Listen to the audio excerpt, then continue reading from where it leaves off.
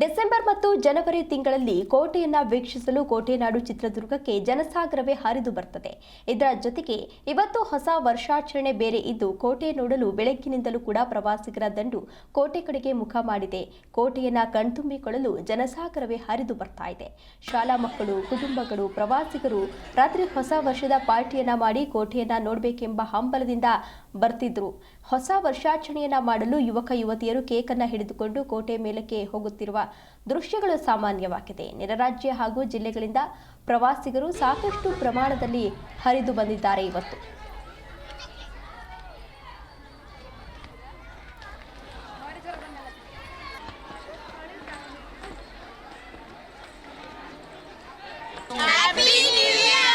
ಮತ್ತೊಂದ್ಸತಿ happy new year.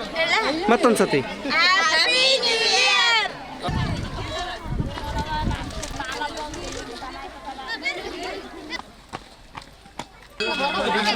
ಅವರು